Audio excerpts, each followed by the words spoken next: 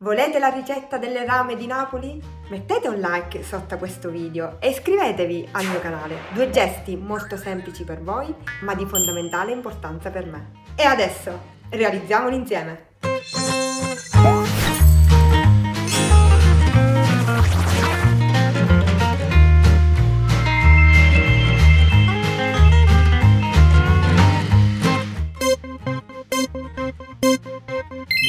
Via!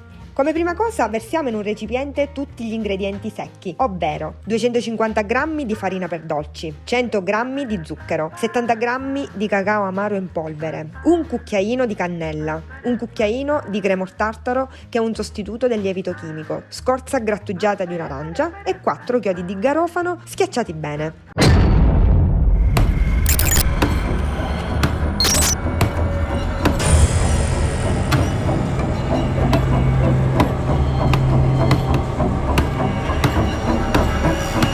Questo toglie anche lo stress.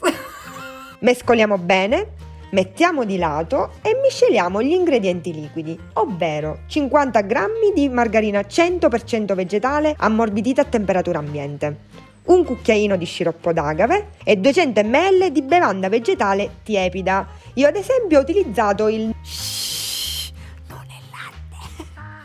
che consiglio di provare perché il gusto è molto simile a quello del latte vaccino. Mescoliamo bene e uniamo gli ingredienti liquidi a quelli secchi.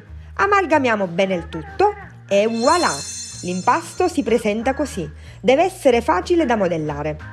Adesso formiamo delle palline, all'incirca grandi come una melina dell'Etna. Ne verranno 7 e le schiacciamo fino a raggiungere 1 centimetro di spessore. Adesso in forno a 180 gradi a forno statico preriscaldato per circa 15 minuti.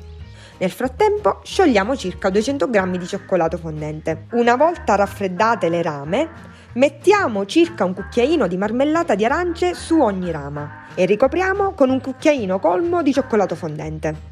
E per finire mettiamo un po' di granella di pistacchio. E voilà! Il gioco è fatto! Adesso devono raffreddare.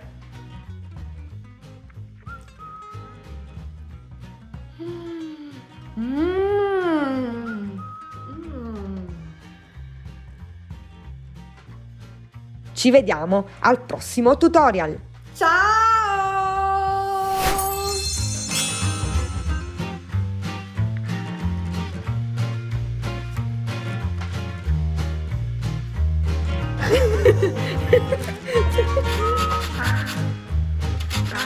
Comunque sembra difficile questa ricetta, ma è facile.